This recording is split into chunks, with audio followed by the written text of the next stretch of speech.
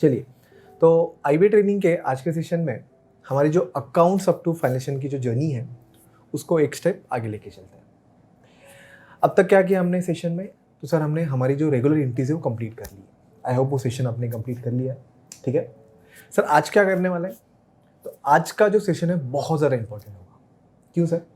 क्योंकि आज के सेशन में हम लेजर बनाएंगे और ट्रायल बैलेंस बनाएंगे, और वो भी एक्सेल पे बनाएंगे। सर हम जब कंपनी में काम करते हैं एज अकाउंटेंट, हमारे यहाँ पे तो टैली एसएपी में वो लेजर और ट्रायल बैलेंस बन जाता है, तो हमें मैनुअली बनाने की क्यों ज़रूरत है?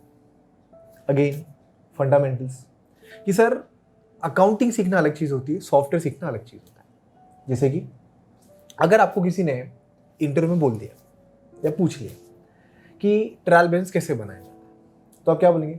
सर हमारे यहाँ पे तो सॉफ्टवेयर से ट्रायल बैलेंस बनता है, हमने तो ट्रायल बैलेंस कभी बनाया ही नहीं। ये आंसर दूंगा मैं? बिल्कुल नहीं। सर ट्रायल बैलेंस कैसे बनता है उसका प्रॉपर पूरा एक्सप्लेनेशन मुझे आना चाहिए, और अगर उसने मुझे बनाने के लिए दे भी दिया तो मैं बना सकूँ, क्योंकि सॉफ्टवेयर और अकाउंटिंग दोनों अलग चीज़ है, ये आपको ध्यान रखना है हमेशा।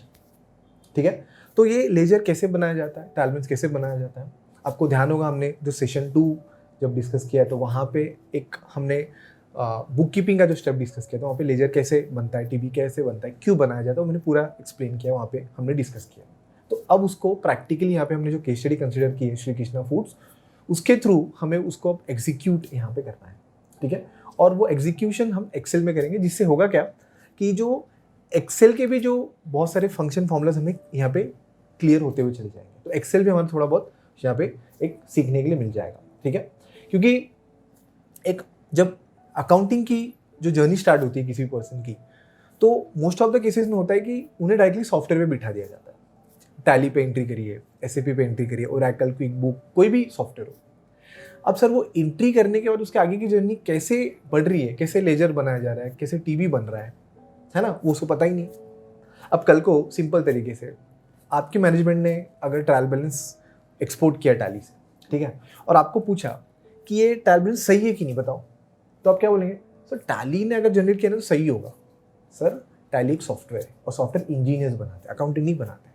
ध्यान रखना कि जो सॉफ्टवेयर आउटपुट प्रोवाइड कर रहा है उस पर अगर आप 100% रिलाय हो गए, ठीक है, तो ये बहुत बड़ा चैलेंज हो सकता है। तो आपको वो टीबी सही बनाए कि नहीं वो वेरीफाई करना आना चाहिए, क्योंकि जब आप कंपनी में एक्चुअल काम करते हैं तो जो आपके ऑडिटर या सीए होते हैं आपसे टीबी मांगते हैं ना कि हमें अब P&L या बैलेंस शीट बनाना है, तो आपका टीबी भेज दीजिए, है ना। या फिर जब आप ऑडिट के लिए वो आते हैं ऑडिटर, तो सबसे पहले वो जो ट्रायल बैलेंस होता है उसी का एक प्रिंट आउट निकालता है, जिससे वो चेक कर पाते हैं कि क्या क्या चेंजेस पहले नहीं थे और क्या क्या चेंजेस ऑडिट के बाद किए गए, है ना। टीबी एक बहुत इंपॉर्टेंट डॉक्यूमेंट है जो आपको बनाना है। तो यहाँ पे हम एक्सेल में टीबी बनाना सीखेंगे, ठीक है। और टीबी जो होता है वो हमारी बुक कीपिंग का हमारा फाइनल स्टेप होता है, क्योंकि बुक कीपिंग में 3 स्टेप है। डे बुक प्रिपेयर करना, सेकेंड आपका लेजर बनाना, और थर्ड आपका ट्रायल बैलेंस बनाना। तो सर लेजर और ट्रायल बैलेंस दोनों भी हम आज के सेशन में बनाएंगे, और बहुत ही एक सिंपल तरीके से बनाएंगे, एक्सेल का फॉर्मूला फंक्शन यूज करके बनाएंगे, जिससे हमें जो है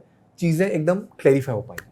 ठीक है, चलिए तो फटाफट से हम अगर सेशन में आते हैं तो आपको ध्यान होगा, तो हमने यहाँ पे जीएसटी की जो हमारी एंट्रीज है और टीडीएस की एंट्रीज हैं वो हमने पेंडिंग रखी थी, क्योंकि हमने प्रीवियस सेशन में बोला था कि हमने टीडीएस और जीएसटी का एंट्री पेंडिंग रखा है। ठीक है, क्योंकि उसमें भी मुझे कुछ आपको एक्सेल के फॉर्मूला फंक्शन आपको बताने, तो पहले वो मैं आपको कंप्लीट कर लेता हूँ। ठीक है, करेक्ट है। उसके बाद फिर हम पहले लेजर बनाएंगे और फिर ट्रायल बैलेंस बनाएंगे। सर हमने जो है बेसिकली जो कैश वाउचर तक की जो एंट्रीज हैं वो हमने कंप्लीट कर ली थी, ठीक है। और हमारा टीडीएस और जीएसटी का ये जो 2 एंट्रीज हैं ये हमने पेंडिंग रखा था, जो आज के सेशन में हम पहले कंप्लीट करेंगे, ठीक है। क्योंकि जो आपने टीडीएस लोगों का डिडक्ट किया है पेमेंट करने के टाइम पे, एक तो टीडीएस आपका डिडक्ट हुआ है, वो तो आपके लिए एसेट्स है, वो तो आपका सेल्फ असेसमेंट टैक्स में डिस्कस होगा, ठीक है। और एक जो आपने टीडीएस काटा है वो आपको पे करना है ना, चलान 281 में 7 तारीख तक, बराबर है कि नहीं। तो सर क्योंकि हमने यहाँ पे जो पूरा डेटा लिया है क्लाइंट का, ये कंसोलिडेट लिया है फॉर्मेट में, क्योंकि जो रिपीटेटिव एंट्रीज है उसको हमने कंसोलिडेट किया, ठीक है, करेक्ट है। तो यहाँ पे टीडीएस और जीएसटी की भी एंट्री हम कंसोलिडेट ही कर रहे हैं। टेक्निकली देखने गए तो टीडीएस आपका 7 तारीख तक पे होता है, जीएसटी आपका पहले तो जीएसटी आप फाइल करेंगे 11 या 13 तारीख तक, फिर आपको 3 भी फाइल करना होता है, डिपेंड आपका 20 तारीख है, 22 तारीख है, 24 तारीख है, जो ड्यू डेट होगा, है ना, करेक्ट है, उसके अकॉर्डिंग ही होगा, ठीक है। तो यहाँ पे सिंपल तरीके से फिलहाल हम पहले टीडीएस का पे करते हैं, उसके बाद जीएसटी पे करेंगे। अब यहाँ पे सबसे पहला अगर आपको बेसिकली यहाँ पे जीएसटी और टीडीएस की एंट्री करनी है, ठीक है, करेक्ट है, तो सबसे पहले हम क्या कर लेंगे, यहाँ पे फिल्टर लगा लेंगे। फिल्टर कैसे लगाना है सर? तो अगर आपने एक्सेल यूज़ किया तो आपको पता होगा कि मैंने जो हेडिंग्स है वो चूज़ कर ली, फिर मैं यहाँ पे मेन्यू में आया और मेन्यू में आने के बाद होम में यहाँ पे आपको जो है फिल्टर का ऑप्शन मिलेगा। यहाँ पे आप देख सकते हैं, यहाँ पे फिल्टर आप इस तरह से अप्लाई कर सकते हैं। ठीक है, अब मैंने फिल्टर क्यों अप्लाई किया पता है? क्योंकि जो जीएसटी है, टीडीएस है, वो मल्टीपल टाइम बेसिकली हमने बुक किया हुआ है। ठीक है, तो हम एक एक जो लेजर है उसको हम मैनुअली सिलेक्ट नहीं कर सकते, तो हम यहाँ पे एक्सेल के कुछ एडवांस फीचर्स यूज़ कर रहे हैं। ठीक है, तो मैंने फिल्टर कर लिया। अब फिल्टर करने के बाद मैं क्या करूँगा, यहाँ पे पहले मैं टीडीएस का फिल्टर कर लेता हूँ। टीडीएस फिल्टर कर लिया। ठीक है, अब ये टीडीएस के लेजर हो गए। अब टीडीएस में भी जो मेरी लाइबिलिटीज़ हैं वही मुझे चाहिए, तो मैंने यहाँ पे पहले तो जीएल अकाउंटिंग के लिए, फिर जीएल टाइप में आके मैंने एसेट को अनटिक करना है।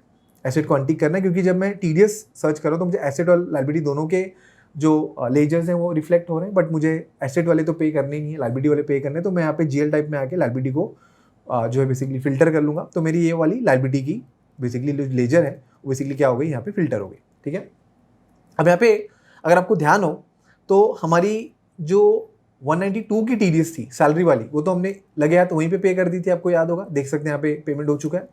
तो हमारी जो पेंडिंग टीडीएस है वो 194I और 194C है, क्योंकि 194C हमने 4 बार डिडक्ट किया और 194I एक बार डिडक्ट किया। तो हम क्या करेंगे, हम यहाँ पे पहले मैं इसको कॉपी कर लेता हूँ और मैं आउटसाइड द टेबल यहाँ पे Alt-HVV, मतलब इसको पेज स्पेशल बोलते हैं, Alt-HVV पेज स्पेशल। ठीक है, और दूसरी चीज़, जब भी आप एक्सेल यूज़ करें तो कुछ फॉर्मूला कंट्रोल से स्टार्ट होते हैं, कुछ ऑल्ट से स्टार्ट होते हैं, जैसे Ctrl-C Ctrl-V। तो जब आप कंट्रोल के कोई फॉर्मूला यूज़ करें या शॉर्टकट की यूज़ करें तो आप वहाँ पे कंट्रोल और सी साथ में प्रेस करेंगे। लेकिन जब ऑल्ट से हम कोई शॉर्टकट की प्रेस करते हैं ना, तो वहाँ पे हमें ऑल्ट दबाने के बाद ऑल्ट छोड़ना होता है, फिर वो शॉर्टकट की जो है लेना होता है, जैसे Alt-HVV। तो ऑल्ट छोड़ो, H छोड़ो, V छोड़ो, V, Alt-HVV। इस तरह से जब आप करेंगे तो वो काम करेगा। ठीक है, तो यहाँ पे मैंने क्या किया, जो मेरे यूनिक दो लेजर जो पे करने के 194R 194C, ठीक है करेक्ट है, तो मैं यहाँ पे क्या करता हूँ, फिल्टर क्लियर कर लेता हूँ। ठीक है, तो मुझे लेजर चाहिए था, मैंने लेजर ले लिया यहाँ पे। ठीक है, और यहाँ पे इसके भी फिल्टर में क्लियर कर लेता हूँ, क्योंकि यहाँ पे मैंने भी फिल्टर लगाए थे एसेट और लायबिलिटी। ठीक है, तो यहाँ पे क्लियर कर लेंगे हम लोग। अब यहाँ पे हम आते हैं और ये दोनों जो लेजर है इसको अगेन यहाँ पे आके क्या कर लेंगे, Alt-HVV। ठीक है, तो Alt-HVV कर लिया हमने। ठीक है करेक्ट है, तो यहाँ पे हमारा जो है जो लेजर है बेसिकली क्या हो गया, कॉपी पेस्ट हो गया। ठीक है, तो यहाँ पे 31 मार्च ये हमारी लायबिलिटी में ग्रुपिंग किया, तो लायबिलिटी कर लीजिए, लायबिलिटी ड्यूटीज एंड टैक्सेस। और अब हम पे कर रहे हैं ना, तो हमारा वाउचर क्या आएगा, पेमेंट आएगा, पेमेंट्स आ गया। ठीक है, और जब हमने डिडक्ट किया था तो हमारी क्रेडिट बैलेंस थी, अब क्या हो जाएगा, डेबिट बैलेंस हो जाएगा। सिंपल है। ठीक है, तो यहाँ पे हम जो है एक फॉर्मूला लगाएंगे, is equal to sum if. Sum if क्यों? क्योंकि जब आपको इन जनरल टोटल करना होता है सभी चीज़ों का तो सम यूज़ करते हैं, और अगर स्पेसिफिक चीज़ का टोटल करना हो तो सम इफ यूज़ करते हैं। तो सम इफ में भी सम इफ और सम इफ्स होता है, तो हम सम इफ यूज़ कर रहे हैं। ठीक है, तो आपको किस चीज़ का टोटल ढूंढना है सर, हमें 194I ये कितनी बार रिपीट हुआ सबका टोटल चाहिए। ठीक है, तो इसमें 3 चीज़ें आपको देनी होती है, रेंज, क्राइटेरिया और सब रेंज। रेंज मतलब आपको कहाँ से चीज़ें ढूंढनी है। तो सर मुझे यहाँ पे जीएल अकाउंट में जो स्टार्टिंग का हमारा सिलेक्ट कैपिटल से लेके हमने यहाँ तक जो जीएसटी आउटपुट जो हमने कैश की एंट्री करी वहाँ तक मुझे चीज़ें ढूंढनी है। ठीक है, यहाँ पे सिलेक्ट हो गया। ठीक है, अब सिलेक्ट होने के बाद क्योंकि हम फॉर्मूला बार बार जो है बेसिकली हर सेल में मैनुअली एंटर नहीं करेंगे, हम एक बार फॉर्मूला एंटर होने के बाद उसको कॉपी पेस्ट करेंगे, तो हम यहाँ पे क्या करेंगे, एक शॉर्टकट यूज़ करेंगे F4। F4 क्यों यूज़ किया जाता है? F4 यूज़ किया जाता है डॉलर के लिए। आप देख सकते हैं यहाँ पे डॉलर है, क्योंकि होता क्या है कि जब आप एक्सेल में काम करते हैं किसी चीज़ को कॉपी पेस्ट करते हैं तो उसके जो करेस्पॉन्डेंट सेल होते हैं जिससे वो लिंक है वो भी शिफ्ट होता है। तो मैं चाहता हूँ कि जो 194I में मैंने फॉर्मूला लिया वही फॉर्मूला C में भी बेसिकली कॉपी पेस्ट हो, बट ये सेल जो है वो लॉक होना चाहिए, मतलब वो शिफ्ट नहीं होना चाहिए, तो इसलिए मैंने इसको लॉक कर दिया। ठीक है, F4 से। उसके बाद आपको पूछ रहा है क्राइटेरिया, तो क्राइटेरिया मतलब आपको क्या ढूंढना है, तो मुझे 194I ढूंढना है उसमें से, तो 194I सिलेक्ट कर लिया। ठीक है, कॉमा। अब आपको सम रेंज पूछ रहा है, सम रेंज मतलब आपको क्या चाहिए, किस चीज़ का टोटल चाहिए। तो सर ये जो लाइबिलिटीज़ हैं वो हमने क्रेडिट साइड बुक करी है, तो मुझे क्रेडिट चाहिए, है ना, और यहाँ पे क्या करिए, ब्रैकेट क्लोज कर दीजिए और एंटर करिए। आगे वैल्यू देखिए, देख सकते हैं यहाँ पे आगे वैल्यू 5,40,000 आ गई, है ना, करेक्ट है। तो सर सिंपल तरीके से अब क्या करेंगे, इसी फॉर्मूला को अगर मैं कॉपी पेस्ट कर दूँ तो मुझे 194C की भी वैल्यू मिल गई। देख सकते हैं, मुझे फॉर्मूला जो है मैनुअली नहीं एंटर करना पड़ा, है ना। अब मुझे इसको किसके थ्रू पे करना है, बैंक, तो यहाँ पे मैं लिख लूँगा बैंक अकाउंट। ठीक है, 31 मार्च।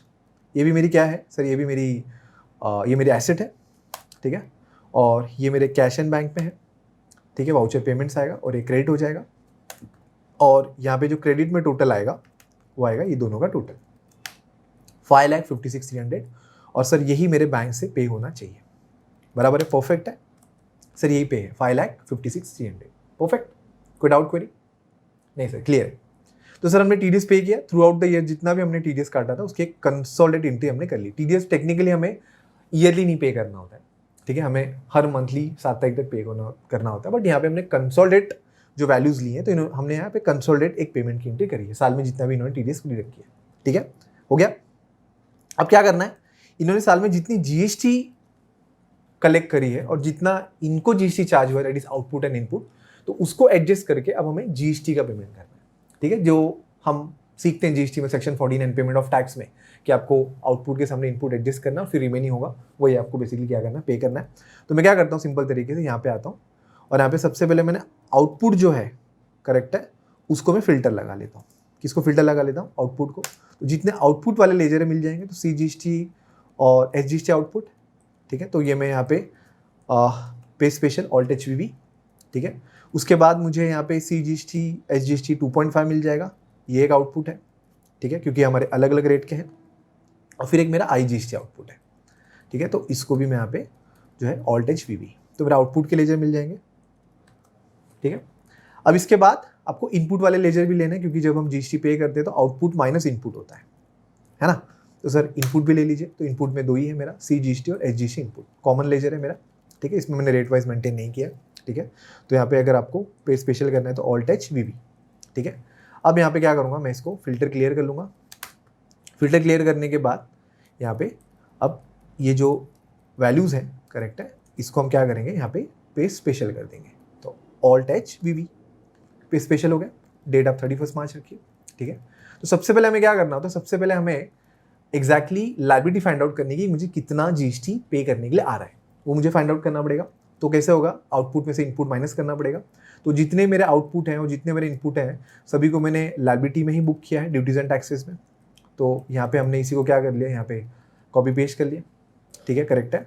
और ये मैं JV बुक करूँगा, ये मेरा क्या होगा, JV होगा, क्योंकि मुझे पहले सबसे पहले GST की लायबिलिटी ढूंढनी पड़ेगी, ठीक है। तो सर जब मैंने आउटपुट कलेक्ट किया था तो मेरी क्रेडिट बैलेंस थी, तो अब मुझे उसको पे करना है, एडजस्ट करना है, तो मैं उसको डेबिट करूँगा। और जो मेरा इनपुट है वो मेरा डेबिट बैलेंस है, तो मैं उसको क्या कर लूँगा, यहाँ पे क्रेडिट कर लूँगा कि नहीं क्रेडिट, है ना। तो यहाँ पे हम क्या करते हैं, अब यहाँ पे सबसे पहले हम यहाँ पे जो फॉर्मूलाज हमने यहाँ पे मेंशन करा है TDS के लिए, ठीक है, करेक्ट है, तो उसी फॉर्मूला को अगर हम कॉपी पेस्ट करें तो हमारी वैल्यूज़ आनी चाहिए। अगर वैल्यूज़ कहीं नहीं आएंगी तो फॉर्मूला हम प्रॉपर से मेंशन करेंगे। यहाँ पे कंट्रोल V, देखिए यहाँ पे आ गया फॉर्मूला, आप देख सकते हैं वैल्यूज़ पकड़ रही है। इसी को यहाँ पे कॉपी पेस्ट करते हैं तो ये भी आ गया वैल्यू, इसी को कॉपी पेस्ट करते हैं ये भी वैल्यू आ गया, ठीक है, इसी को कॉपी पेस्ट करते हैं ये भी वैल्यू आ गया, इसी को कॉपी पेस्ट करते हैं ये भी वैल्यू आ गया। तो आपके जितने आउटपुट है सब यहाँ पे समराइज हो रहे हैं, ठीक है। अब इस फॉर्मूला को जब मैं यहाँ पे इनपुट में लूँगा तो मुझे थोड़ा सा चेंज करना पड़ेगा। क्या चेंज करना पड़ेगा, चेंज मुझे ये करना पड़ेगा कि जितने भी मेरे इनपुट हैं वो मैंने डेबिट में बुक किए, तो मुझे यहाँ पे जो लेजर है वो मुझे डेबिट करना पड़ेगा, ठीक है, और एंटर, देखिए आ गया बैलेंस, है ना। तो देख सकते हैं यहाँ पे मेरा आउटपुट का भी बैलेंस आ गया और इनपुट का भी बैलेंस आ गया, सिंपल है ना। अब यहाँ पे कुछ मुद्दे की बात जो आपके काम की है। सबसे पहले आपका CGST आउटपुट कितना है, तो सर मेरा CGST आउटपुट है यहाँ पे दिस प्लस दिस, ये मेरा CGST आउटपुट है, देख सकते हो। और मेरा SGST आउटपुट है, क्योंकि जब हम टैक्स भरते तो हम रेट वाइज थोड़ी ना भरते हैं, है ना, करेक्ट है, हम तो सभी रेट को मर्ज करते, तो हमारा SGST 61 है। तो आउटपुट आपका 61 है और इनपुट आपका 70 है, ठीक है, 70 लाख समथिंग। तो सर आपका इनपुट जो है वो आउटपुट से ज़्यादा है, C का और S का। तो इसका मतलब है कि मुझे CGST और SGST तो भरने के लिए आएगा ही नहीं। क्यों नहीं आएगा, क्योंकि सर आपका इनपुट आपके आउटपुट से ज़्यादा है। और सर यहाँ पे क्योंकि ये जो आउटपुट इनपुट मेरा ज़्यादा है ना, करेक्ट है, तो सर ये जो एक्सेस मेरे पास इनपुट है, ठीक है, ये 70 और माइनस ये 61, ठीक है, 967, तो टोटल मेरे पास जो इनपुट एक्सेस पड़ा है वो कितना है, 19 लाख, है ना। तो सर आपको अगर ध्यान होगा, आपने सेक्शन 49 ऑफ CGST एक्ट पढ़ा होगा, पेमेंट ऑफ टैक्स, तो वहाँ पे हमें जो C और S अगर आपके पास एक्सेस बचा है तो आप I के सामने एडजस्ट कर सकते हो। तो सर I कितना पे करने के लिए आ रहा है आपका 30 लाख रुपए, ठीक है। तो ये इसके सामने ये बेसिकली क्या हो जाएगा, एडजस्ट हो जाएगा। तो मुझे जो पे करने के लिए आएगा वो खाली IGST आएगा कितना, 11,03,000। क्लियर हुआ कैलकुलेशन? नहीं तो प्लीज़ आप डिस्कस करें, ठीक है। तो सर यहाँ पे मैं सिंपल तरीके से क्या करूँ, सिंपल तरीके से मैं यहाँ पे मेरा जो पेबल आ रहा है लायबिलिटी, वो कि मेरा क्या आ रहा है, वो मेरा आ रहा है IGST पेबल आ रहा है, IGST पेबल आ रहा है। क्लियर है? और वो भी मेरा क्या है, duties and taxes, JV credit balance होगा। और इसको मैं सिंपल सा फॉर्मूला क्या लगा सकता हूँ, इसको भी डिलीट कर लेता हूँ। मैं फॉर्मूला क्या लगा सकता हूँ, इज इक्वल टू सम और ये, और इसमें से माइनस कर दो आपका ये, ठीक है, ये दोनों और ब्रैकेट क्लोज, ठीक है। तो यहाँ पे इसको भी मैं सम ले लेता हूँ, सम और ये दोनों टोटल, ठीक है, और एंटर। आ रहा है? सिंपल है ना। तो सर मेरा 11,03,000 IGST पे करने के लिए आ रहा है। तो मैंने पहले लायबिलिटी फाइंड आउट कर ली। अब मुझे इस लायबिलिटी को क्या करना है, पे करना है। तो ये जो मेरी लायबिलिटी बन रही है, ठीक है, इसी को मैं यहाँ पे कॉपी पेस्ट कर लेता हूँ। और अब मेरा ये क्या है, पेमेंट होगा, डेबिट बैलेंस हो जाएगा, ठीक है, करेक्ट है। और किसके थ्रू पे हो रहा है, बैंक के थ्रू हो रहा है। तो यहाँ पे बैंक, यहाँ पे सिलेक्ट करके इसको क्या कर लेता हूँ, कॉपी पेस्ट। और वैल्यूज़ मेरी कितनी है, तो यहीं से कनेक्ट कर लूँगा। तो मेरी वैल्यू है 11,03 और बैंक से भी पे हो रहा है 11,03। वेरीफाई करना है, आइए बैंक में कितना पे हो रहा है, 11,03। सिंपल है, देख रहे हो आप, है ना। तो सर अगर आपके फंडामेंटल्स क्लियर है ना, तो आपको ज़्यादा दिक्कत नहीं आएगी, है ना। तो जब आप फाइनेंशियल कर रहे हो तो मैं मान के चल रहा हूँ आपको TDS GST वगैरह का भी अच्छे से नॉलेज है, ठीक है, क्योंकि उसके विदाउट आप एंट्री कैसे करोगे, है ना, करेक्ट है। तो सर यहाँ पे हमारी जो रेगुलर एंट्रीज है वो कंप्लीट हो चुकी है। और मैंने क्या बताया था कि किसी भी मोमेंट पे आपको चेक करना है कि आपकी एंट्री सही है कि नहीं, तो आपका डेबिट और क्रेडिट क्या कर लीजिए, टैली कर लीजिए। टैली है ना, तो मतलब आपकी एंट्री सही है। अब सर एंट्री हो चुकी है, अब क्या करना है, अब क्या करना है। तो सर आपने बताया था फाइनेंशियल के सेशन 2 में कि एंट्री के बाद हमें लेजर बनाना होता है, ठीक है। तो सर क्या लेजर हम वैसे ही बनाएंगे, वो आपने बताया था सेशन 2 में फाइनेंशियल के, जो एक हम डेबिट को लिंक करेंगे, क्रेडिट को लिंक करेंगे, है ना, करेक्ट है, जो हमने एक्सप्लेन किया है। अब अगर हम वैसे लेजर बनाएंगे तो बहुत टाइम लग जाएगा, ठीक है। अब हमें टाइम भी सेव करना है, क्योंकि टाइम लाइफ में बहुत ज़्यादा इंपॉर्टेंट है, ठीक है। तो हम क्या करेंगे, हम एक्सेल का एक बहुत एडवांस फीचर है स्लाइसर, उसको यूज़ करेंगे, ठीक है। कैसे, देखिए, अब यहाँ पे स्लाइसर यूज़ करने के बाद आपको ध्यान में रखना है कि जो आपका यहाँ पे सिलेक्शन होगा सेल का, वो आपका इस टेबल पे ही कहीं ना कहीं होना चाहिए, ठीक है, करेक्ट है। मतलब आप कहीं आउटसाइड में अगर आपने क्लिक किया और अगर आप स्लाइसर पे क्लिक करोगे तो एरर आएगा। तो सबसे पहले आपको ध्यान रखना है कि आप टेबल पे कहीं क्लिक कर लीजिए, उसके बाद आप यहाँ पे आइए, इंसर्ट में आइए और इंसर्ट में आके स्लाइसर पे क्लिक करिए। अब यहाँ पे आपको किस चीज़ का स्लाइसर बनाना है, तो हर कॉलम का यहाँ पे आपको ऑप्शन बता रहा है। तो मुझे GL का स्लाइसर बनाना है, तो मैंने GL को टिक किया और ओके कर दिया। अब इसका देखिए यहाँ पे आपको एडवांटेज देखिए, ठीक है, करेक्ट है। अब इसको थोड़ा और आपको बेटर करना है ना, तो आप क्या कर सकते हो, आप जैसे स्लाइसर ऑन करते हो तो स्लाइसर का एक ऑप्शन भी आपको यहाँ पे दिखेगा, है ना। तो यहाँ पे एक ऑप्शन मिलेगा कॉलम, तो इसको कर लीजिए 2, थोड़ा बेटर और हो जाएगा, ठीक है। तो आपको जिस चीज़ का आपको लेजर देखना है यहाँ पे खाली क्लिक करिए। जैसे अगर मुझे बैंक का देखना है तो मैं क्लिक कर लिया, देख सकते हो यहाँ पे बैंक फिल्टर होगा ऑटोमेटिकली। तो आपको बैंक में यहाँ पे पूरा बैलेंस दिखेगा कि आपका बैंक का बैलेंस कितना है, ठीक है। यहाँ पे ये डेबिट बैलेंस है, क्रेडिट बैलेंस है और ये आपका क्लोजिंग बैलेंस है, दिख रहा है आपको, है ना, करेक्ट है। आपको किसी और का चाहिए, मान के चलो मुझे कैश का चाहिए, तो देख सकते हैं यहाँ पे कैश का दिख रहा है। सर मुझे बैंक चार्जेस का चाहिए, तो बैंक चार्जेस का मैंने कर लिया। सर मुझे यहाँ पे एडवांस टैक्स पेमेंट का चाहिए, तो एडवांस टैक्स का कर लिया। तो ये हो गया, देखिए मिनटों में हमारा स्लाइसर के थ्रू लेजर भी बन गया, है ना। तो ये जो लेजर है बेसिकली आपका इस टेबल में ही बन गया, ठीक है, करेक्ट है। तो सर ये स्लाइसर आपको बहुत यूज होगा, ठीक है, करेक्ट है, लेजर बनाने के लिए। अब इसका मैं कुछ आपको और जो है यूज बताता हूं, ठीक है। अब यहाँ पे मैं इसको थोड़ा सा, इसको मैं यहाँ पे साइड में कर लेता हूँ, जिससे जब आप ये रिपोर्ट किसी को भेजें तो फिर आप उसको जो है बेसिकली प्रॉपरली सेंड करेंगे, है ना, करेक्ट है। तो यहाँ पे आप क्लिक करेंगे तो प्रॉपरली आपका अब यहाँ पे डिटेल दिखाएगा, ठीक है। अब मैं स्लाइसर का एक एडिशनल अगर आपको यूज बताऊं, क्यों मैंने स्लाइसर यूज किया, जैसे कि हम लोग ने ये जो एंट्री करी, इसमें भी हमने कौन सी एंट्री करी सर, हमारी जो रेगुलर एंट्री जो बैंक में बताई गई, कैश में बताई गई, वही बुक करी। अभी तक हमने जो बुक क्लोज करने के लिए एंट्री करी जाती है, क्लोजिंग एंट्री, वो करिए क्या? नहीं, अभी तक वो नहीं करिए, जो हम नेक्स्ट सेशन में डिस्कस करने वाले। तो सर जैसे हम क्लोजिंग एंट्री बुक करेंगे ना, तो ऑटोमेटिकली उसका इफेक्ट स्लाइसर में आएगा। ठीक है, कैसे बताता हूं। देखिए, जैसे एक कॉमन एंट्री होती है क्लोजिंग डेप्रिसिएशन की, हम नेक्स्ट सेशन में डेप्रिसिएशन बुक डिस्कस करेंगे।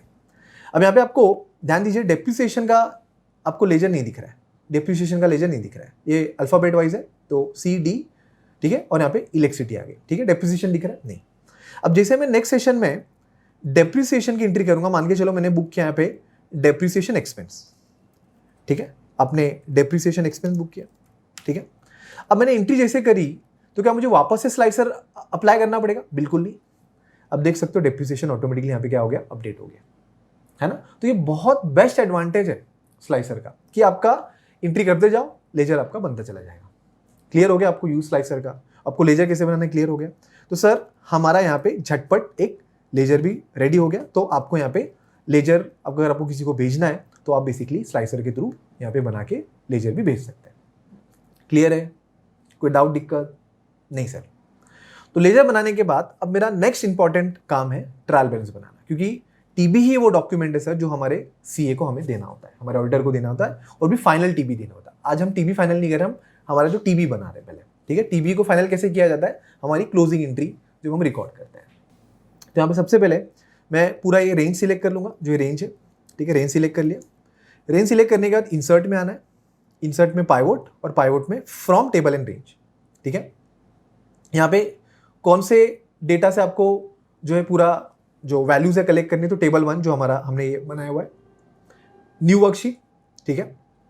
और यहाँ पे कर लेते हैं ओके, क्योंकि यहाँ पे एग्जिस्टिंग का भी ऑप्शन है, बट हमें ट्रायल बैलेंस एक नए वर्कशीट में बनाना है, तो ओके कर लेते हैं। तो आप देखिए एक नई शीट आ गई, शीट 2, इसको रीनेम कर लेते हैं हम टीबी, ठीक है। और इसको चाहिए तो हम अकाउंटिंग वाउचर के बाद रख लेते हैं, मतलब अकाउंटिंग वाउचर फिर हमारा टीबी है, ठीक है। और इसको हम थोड़ा सा यहाँ पे जो है जूम इन कर लेते हैं। अब यहाँ पे अगर आपने पाइवोट यूज़ किया तो आपको बहुत सी चीज़ें खुद पता ही होंगी, ठीक है। तो यहाँ पे सबसे पहले मुझे क्या क्या चाहिए, तो सबसे पहले आपको सर जीएल अकाउंट ले लीजिए। तो जीएल अकाउंट को मैं रो में ले लेता हूँ यहाँ पे ड्रैग करके, ठीक है। अब जीएल अकाउंट का मुझे ग्रुपिंग भी चाहिए, ठीक है, क्योंकि ग्रुपिंग हमें लगेगा। तो मैं ग्रुपिंग यहाँ पे सिलेक्ट करके इसको भी यहाँ पे जो है ड्रैग करके यहाँ पे कंसीडर कर लेता हूँ रो में, ठीक है। उसके बाद मुझे यहाँ पे डेबिट की वैल्यूज चाहिए और मुझे क्रेडिट की वैल्यूज चाहिए, ठीक है। हो गया, क्लियर है, सिंपल है ना। अब आपको इसमें थोड़ा सा मॉडिफिकेशन करना पड़ेगा, ठीक है, क्योंकि हमें ये जो जीएल है वो अलग कॉलम में चाहिए और अकाउंट्स ग्रुप अलग कॉलम में चाहिए। तो हम क्या करेंगे, यहाँ पे राइट क्लिक करते हैं और यहाँ पे एक ऑप्शन मिलेगा पाइवोट टेबल ऑप्शन। यहाँ पे आपको डिस्प्ले में आना है, और डिस्प्ले में आने के बाद यहाँ पे क्लासिक पाइवोट पे टिक करके ओके कर दीजिए। होगा क्या कि आपका जो ग्रुपिंग है वो अलग कॉलम में आ गया, आपका लेजर अलग कॉलम में आ गया, और ये जो आपको यहाँ पे एक एडिशनल रो दिख रही है, यहाँ पे राइट क्लिक करके इसको भी आप सब टोटल पे अनटिक कर दीजिए, तो वो भी यहाँ पे रिमूव हो जाएगा।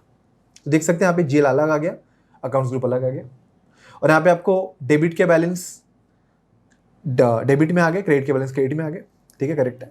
और यहाँ पे आप टोटल करेंगे, करेक्ट है, तो आपका जो डिफरेंस होगा, करेक्ट है, वो आपका यहाँ पे क्या होगा, 0 होगा। मतलब आपका टीबी यहाँ पे बन चुका है, देख सकते हैं टीबी बन चुका है, बराबर। अब पूरा हमारा जो ये रिपोर्ट है वो ऑटोमेशन पे आ गया है। ऑटोमेशन पे मतलब डायनामिक हो चुका है। जैसे नेक्स्ट एंट्री करेंगे तो ऑटोमेटिकली हमारा स्लाइसर के थ्रू लेजर बन जाएगा, और उसको ऑटोमेटिकली इफेक्ट हमारा टीबी में भी आ जाएगा। हम देखेंगे, क्योंकि अभी तक मैंने क्लोजिंग एंट्री रिकॉर्ड नहीं करी, तो जिसे क्लोजिंग एंट्री रिकॉर्ड करेंगे तो अब ध्यान दीजिएगा कि हमारा टीबी ऑटोमेटिकली हम अपडेट होगा, हमें मैनुअली टीबी बनाना नहीं पड़ेगा, है ना, करेक्ट है।